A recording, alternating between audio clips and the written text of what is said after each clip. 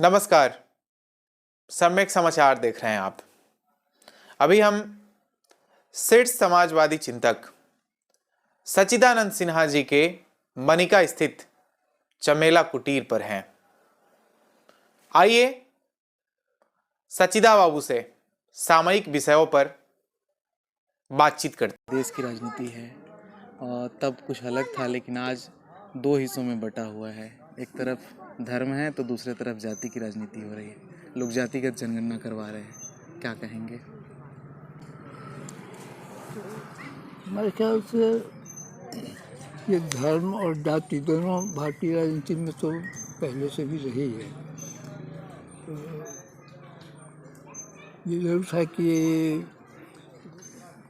राष्ट्रीय आंदोलन के क्रम में धर्म थोड़ा पीछे चला गया। खासतौर से महात्मा गांधी के आने के बाद एक सेकुलर कैरेक्टर देश की राजनीति का हो गया था।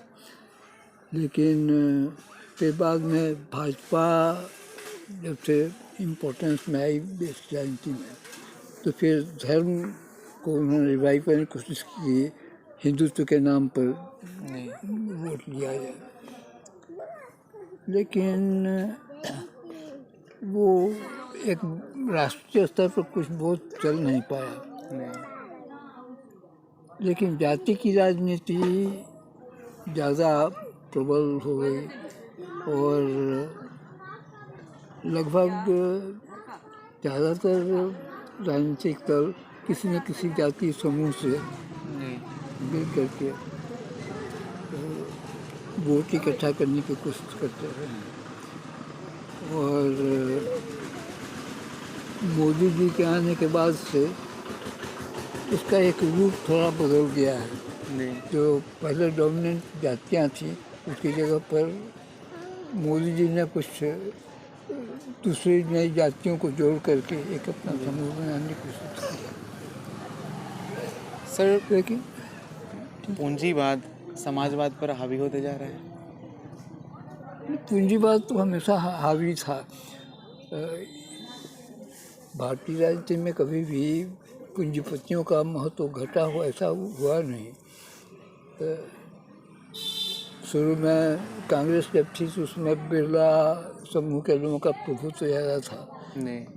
जब से भाजपा आई है तो कुछ दूसरे समूह राजनीति में, दूसरे पूंजीवादी समूह उसमें हावी होते गए हैं।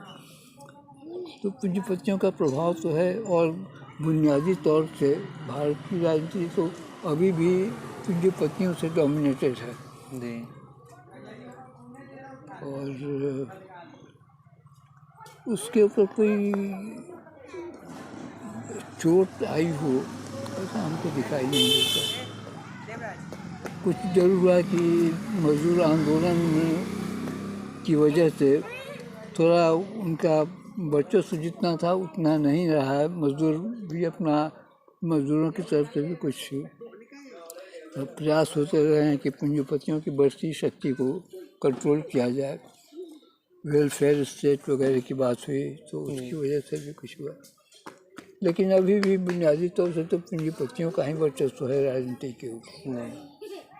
वही है कि पहले जो समूह डोमिनेंट थे उसकी जगह पर अब नए समूह आ गए हैं।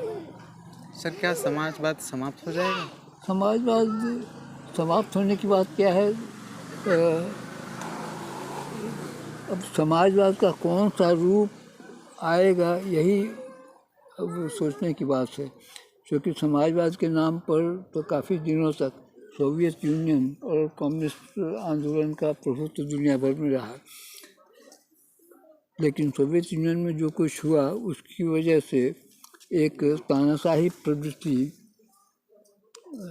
के साथ आइडेंटिफाइड हो गया समाजवादी आंदोलन। उससे जैसे कि समाजवाद का मतलब हुआ कि तानाशाही आ जाएगी, जो स्टालिन के समय उसमें हुआ वैसा ही हो गया। लेकिन सोवियत यूनियन के विघटन के बाद वो आशंका भी काफ़ी कम हो गई है। लेकिन पूंजीवाद दुनिया के स्तर पर अभी भी कमज़ोर नहीं पड़ा है। अभी दुनिया के आज में, बल्कि सोवियत यूनियन के विघटन के बाद से अमेरिकी वर्चस्व ज़्यादा मजबूत हुआ है जी और उस तरह से एक एक्सेप्टेबिलिटी भी पूंजीवाद की ज़्यादा एक दूसरे रूप में वेलफेयर स्टेट के साथ पूंजीवाद को लोगों ने कबूल कर लिया ज़्यादा देशों में। इंग्लैंड में जैसे लेबर पार्टी पावर में आई थी तो लगता था कि पूंजीपतियों के ऊपर कुछ अंकुश रहेगा, लेकिन फिर वहाँ भी लेबर पार्टी का भी डिक्लाइन हुआ और बहुत कुछ हो नहीं पाया। कुछ वेलफेयर स्टेट होने से मजदूरों की स्थिति में बहुत सुधार हुआ है, सिर्फ इंग्लैंड में ही नहीं बल्कि जो कुछ इंग्लैंड में हुआ या फिर सोवियत यूनियन के दबाव में भी संसार भर में मजदूरों की स्थिति में सुधार हुआ है। लेकिन कुल मिला करके पूंजीपतियों का वर्चस्व खत्म नहीं हुआ है। एक समय लगता था कि दुनिया की राजनीति में सोवियत यूनियन का प्रभुत्व बढ़ेगा तो अमेरिकी प्रभुत्व घटेगा, पूंजीवाद का प्रभुत्व कम होगा, लेकिन फिर अमेरिकी वर्चस्व दुनिया की राजनीति पर हावी हो गया। तो अभी वर्तमान समय में जो इलेक्ट्रॉनिक वोटिंग मशीन है उससे चुनाव हो रहा है, ईवीएम से, और उस पर सवाल उठाए जा रहे हैं। आपकी राय क्या है इस पर? ये तो बहुत टेक्निकल मामला है। ये संभव है कि उस मशीन को मैनिपुलेट किया जाए, लेकिन ये तो ऐसा गेम है जिसमें दोनों ही पक्ष के लोग उसका इस्तेमाल कर सकते हैं। ईवीएम मशीन कुछ ऐसा तो है नहीं कि जो रूलिंग पार्टी है उसी के लोग उसको मैनेज करेंगे, अपोजिशन के लोग भी कर सकते हैं, लेकिन ये एक खतरनाक प्रवृत्ति है और इससे तो पूरा जो डेमोक्रेटिक इलेक्ट्रॉनिक ये इलेक्शन प्रोसेस है वही ख़त्म हो जाएगा। अगर ऐसा हो कि इलेक्ट्रॉनिक मशीन को मैनेज करके ये इलेक्शन को एक तरफ से दूसरी तरफ मोड़ा जा सके तो फिर लोकतंत्र का कोई अर्थ नहीं रह जाएगा। लेकिन वो सब हम समझते हैं कि कोई बुनियादी सवाल नहीं है। हम नहीं समझते कि कोई एक दल इलेक्ट्रॉनिक मशीन को मैनिपुलेट करके उस सत्ता में बना रह जाएगा। आखिर हम लोग तो खुली दुनिया में हैं, तो इलेक्ट्रॉनिक मशीन या कोई भी साइंटिफिक टेक्नोलॉजी होगी उसके ऊपर तो सभी लोगों की पहुंच है और सभी लोग उसके बारे में जानते भी हैं, इसलिए कि विज्ञान का एक ऐसा ढांचा है कि उसको आप बिल्कुल बंद करके नहीं रख सकते। किसी एक के पक्ष में विज्ञान को आप नहीं मोड़ सकते हैं। वो सब एक्सेसिबिलिटी सबकी है उसमें। तो नहीं समझते हैं कि इलेक्ट्रॉनिक मशीन वगैरह के जरिए कभी भी डेमोक्रेटिक प्रोसेस को ख़त्म किया जा सकता है। लेकिन एक आशंका लोगों को लगती है, क्योंकि आशंका है तो उसका निदान भी होगा, लोग इस पर सवाल उठाएंगे और ये संभव नहीं होगा कि इलेक्ट्रॉनिक मशीन के जरिए कोई अपने को सत्ता में बनाए रह सके। क्योंकि एक ही देश का मामला नहीं है, इलेक्ट्रॉनिक मशीन तो और भी देश में सब जगह इस्तेमाल, लेकिन तो कई देशों ने इसे मतलब बैन किया है, छोड़ा है। हाँ, नहीं तो ये है कि वो कुछ ऐसी चीज़ नहीं है जिसको लेकर के पूरी राजनीति को ख़त्म किया जा सके। कि ये तो इलेक्ट्रॉनिक मशीन भी तो एक साइंटिफिक जो टेक्नोलॉजी है उसका हिस्सा है और ये खुली चीज़ है। दुनिया भर में ऐसा आप नहीं कर सकते हैं कि इलेक्ट्रॉनिक मशीन क्या होगा, ये आप तय करेंगे। दुनिया के और भी देश हैं, सब जगह लोग ये विज्ञान तो एक खुला मंच है, उसमें जो भी परिवर्तन होगा वो सबकी नज़र के अंदर होगा और उस परिवर्तन को लोग निरस्त भी कर सकते हैं। तो सर, जो चुनाव आयोग है, भारत का चुनाव आयोग, क्या लोगों को आमंत्रित करना चाहिए कि आइए आप आकर के ईवीएम का टेस्टिंग करिए? अब ये तो बहुत टेक्निकल मामला है। चुनाव आयोग किस तरह से वो करेगा, तो जानते भी नहीं कि किस तरह से उसको कंट्रोल कर सकता है चुनाव आयोग। और कोई भी टेक्निकल ये परिवर्तन होगा वो तो बड़ी खुली चीज़ है, क्योंकि साइंस और टेक्नोलॉजी तो एक ओपन मंच है। आप जो कुछ करेंगे दूसरे लोग भी उसको कर सकते हैं, उसको बदल सकते हैं। इसलिए ऐसा हम नहीं समझते हैं कि इलेक्ट्रॉनिक मशीन के जरिए बड़े पैमाने पर किसी राष्ट्र के चुनाव को प्रभावित किया जा सके और राजनीति को ख़त्म किया जा सके, ये हम नहीं समझते। सर, वर्तमान में जो केंद्र की सरकार है उसे आप कैसे देखते हैं? ये तो बुनियादी तौर से पूंजीपतियों की सरकार है और ज़्यादा रूढ़िवादी पूंजीपतियों का प्रभुत्व तो अभी सरकार के ऊपर है। कांग्रेस की भी सरकार वो भी पूंजीपतियों की थी, लेकिन वो ज़्यादा कुछ उदार ढंग की सरकार थी। अभी ये ज़्यादा एक आप कह सकते हैं कि पीछे की तरफ देखने वाली सरकार है, जो राजनीति के अंदर धर्म की भी जो अंधभक्ति है जी, जो कि काफ़ी कुछ कम हुआ सारे संसार में, उसको फिर ये वापस लाने की कोशिश कर रही है। लेकिन हम नहीं समझते हैं कि उसके आधार पर देश की राजनीति को कोई बदल सकता है। नरेंद्र मोदी भी नहीं कर सकते हैं, कोई भी नहीं कर सकता है। और देश की जनता भी पहले से ज़्यादा जागरूक है और कुछ भी होगा तो फिर जनता के अंदर उसके खिलाफ प्रोटेस्ट भी होगा और अगर लोकतांत्रिक प्रक्रिया को ख़त्म करने की कोशिश होगी तो उसके खिलाफ बहुत बड़ा प्रतिक्रिया भी देश के अंदर होती रहेगी। सर, अभी वर्तमान पीढ़ी जो है उसको आप कुछ संदेश देना चाहेंगे? आगामी जो राजनीतिक अभी 2024 में लोकसभा का चुनाव होना है, तो इस पर कोई संदेश देना चाहेंगे भावी पीढ़ी को? संदेश क्या देना है, एक ही बात कही जा सकती है कि अब तक हम लोगों ने बहुत कुछ आज़ादी के बाद हासिल किया लोकतंत्र के प्रक्रिया से, उसको अगर ख़त्म करने की कोशिश होती है तो एक पीछे जाने की दिशा में ये पहल होगा। उसके खिलाफ जनता को खड़ा होना चाहिए और जो अधिकार अभी तक उनको मिला है उसको और फैलाने की कोशिश होनी चाहिए और कोई भी इसको संकीर्ण करने का जो प्रयास होता है उसके खिलाफ फिर जनता को खड़ा होकर के और लोकतांत्रिक प्रक्रिया को बहाल करने की कोशिश करनी चाहिए। इंडिया गठबंधन से आपको कुछ आशा लगता है कि इससे कुछ बदलाव हो पाएगा? ये तो जनरल लोकतांत्रिक प्रक्रिया का एक हिस्सा है, ये कोई बहुत क्रांतिकारी चीज़ नहीं है, लेकिन फिर भी लोकतंत्र को आवाज़ करने के लिए एक पहल है जो स्वागत के योग्य है कि विरोध की राजनीति को एक दायरे के अंदर स्थापित करने की जो कोशिश हो रही है वो अच्छी चीज़ है। लेकिन अपने आप में इंडिया गठबंधन कोई बहुत क्रांतिकारी परिवर्तन लाने वाला समूह ऐसा नहीं है, लेकिन एक स्थायित्व देश की राजनीति को उससे मिला है। क्योंकि एक तरफ भाजपा की राजनीति है, वो एक पुरानपंथी ढांचे में ढालना चाहती है देश की राजनीति को और लोकतंत्र को संकीर्ण करने की कोशिश कर रही है। उसके खिलाफ इंडिया गठबंधन एक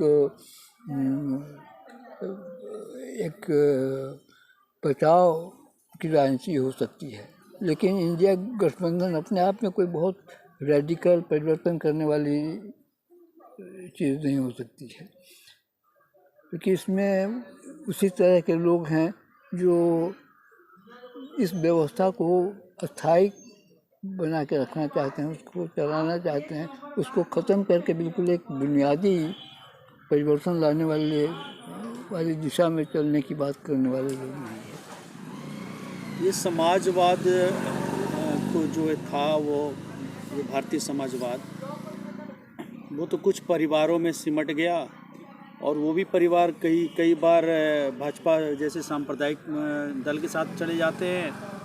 आज पहले बिहार में ही भी हुआ, अभी कर्नाटक में एच डी देवगौड़ा की जो जनता दल सेकुलर है वो भाजपा के साथ चले गए। बाद बाकी बच गए मुलायम सिंह या चौधरी चरण सिंह या चौधरी देवीलाल की जो परिवार है, ये कुछ परिवारों तक सिमट गई। दूसरी तरफ जो किशन पटनायक जी ने प्रयास किया, समाजवादी जन परिषद या आपने काम किया, वो भी सिरे पे नहीं चढ़ा। 1995 के गठन के बाद से अब तक वो कोई बड़ा एक नहीं अभी कर तक पाई। तो ये तो ठीक है। और वो धारक जोर पकड़ने के बजाय वो और कम होता जा रहा है। तो उसको आप कैसे देख सकते हैं? और उसके ये हम समझते हैं कि एक निगेटिव डेवलपमेंट है, जो एक आज़ादी के आंदोलन के बाद लगातार कुछ प्रगति होती चली गई थी। शुरू में नेहरू खुद कुछ प्रगतिशील विचारों को लेकर के कांग्रेस को आगे बढ़ाना चाहते थे, लेकिन कांग्रेस के अंदर भी जो नेहरू वाली धारा थी वो कमज़ोर पड़ी। उसके बाद विरोध में जो समाजवादी आंदोलन वगैरह चला वो भी टूट करके बिखरता गया। लेकिन सबके बावजूद एक जनता के अंदर जो एक सोच समझ में विकास हुआ, उसका असर ज़रूर हुआ कि बुनियादी तौर से लोग लोकतंत्र को बचाने के लिए जागरूक हैं। ऐसा नहीं हो सकता है कि अचानक कोई आदमी लोकतंत्र को ख़त्म कर दे। जहाँ तहाँ एक पीछे की तरफ भी ये देश की राजनीति गई है। भाजपा का विकास खुद इसी का इंडिकेशन है कि जो एक सेकुलर राजनीति देश में बढ़ रही थी उसको एक सेटबैक लगा है। लेकिन भाजपा को भी उसकी भी ऐसी हैसियत नहीं है भाजपा की कि ये जो पूरी प्रक्रिया चली है उसको वो ख़त्म कर दे। उसको भी लोकतांत्रिक मूल्यों को कबूल करके उसी के भीतर अपनी राजनीति चलाने की मजबूरी है। तो एक जो प्रोग्रेस हुआ उसको कोई अब निरस्त नहीं कर सकता है। लेकिन और आगे बढ़ने के लिए कोई जब तक बड़ा जन आंदोलन नहीं हो, लोगों की चेतना से जुड़ा हुआ कुछ आंदोलन देश में नहीं चले, तब तक ऐसा नहीं लगता है कि कोई बहुत बड़ा परिवर्तन होगा। लेकिन अगर पूरे परिदृश्य पर आप विचार करेंगे तो देखेंगे कि लगातार कुछ न कुछ प्रगति तो होती ही रही है। बहुत सारी चीज़ें, जैसे नेशनलाइजेशन वगैरह की बात पहले बिल्कुल कहीं लोग कबूल नहीं करते थे, लेकिन अब एक हद तक सभी पार्टियां कबूल कर रही हैं कि कुछ हद तक सरकारी क्षेत्र का विस्तार होना चाहिए, उसको छोड़ कर हम नहीं चल सकते हैं। तो एक तो प्रगति हुई है और उस प्रगति को कोई अब निगेट नहीं कर सकता है, ये तो दिशा रहेगी। लेकिन ये प्रगति कितनी होगी वो इस पर निर्भर करेगा कि जन आंदोलन कितना मजबूत है, जो किसान हैं, जो मजदूर हैं, इन लोगों की शक्ति कितनी बढ़ती है। और ये ज़रूर है कि सब कुछ होने के बावजूद देश के अंदर आप देखेंगे तो पाएंगे कि किसान ज़्यादा जागरूक हैं, मजदूर भी जागरूक हैं, और जब उनके हक के ऊपर कोई हमला होता है तो वो खड़ा होकर के उसका विरोध करते हैं। तो कुल मिलाकर के हम तो ऑप्टिमिस्टिक हम समझते हैं कि देश आगे बढ़ेगा और जो इसके प्रगति को रोकने वाली शक्तियां हैं वो कमज़ोर पड़ेंगी और लोग अंततः फिर आगे की तरफ बढ़ेंगे। ये तो होता है कि एक लगातार प्रगति होती रही, ऐसा तो कभी होता नहीं। कभी कभी समय होता है जब सेटबैक उसको लगता है, लेकिन फिर लोगों में अगर जागरूकता है तो लोग फिर आगे बढ़ने की कोशिश करते हैं। मुझे लगता है कि अब तक जो कुछ हुआ है उसको देखते हुए जनता कोई बड़ा एक रिएक्शनरी शक्ति को बढ़ावा नहीं देगी और धीरे धीरे प्रगति को लेकर के लोग आगे बढ़ेंगे। किसानों को बड़े बड़े के किसान आंदोलन भी देश में हुए हैं, और जैसे अभी जो बड़ा एक ये हुआ पंजाब के अंदर जो सारे लोग जुटे और किसानों की समस्या को उठाया, तो ये सब इंडिकेशन है कि कहीं ना कहीं लोगों के अंदर एक ये अनुभव हो रहा है कि जब तक वो अपनी शक्ति को बचाएंगे नहीं तब तक ये देश आगे बढ़ेगा नहीं। तो सब मिला करके हम समझते हैं कि लोग तैयार होंगे और अपनी शक्ति को बढ़ा करके हम लोग आगे प्रगति करेंगे, मैं आशावादी हूँ इसके बारे में।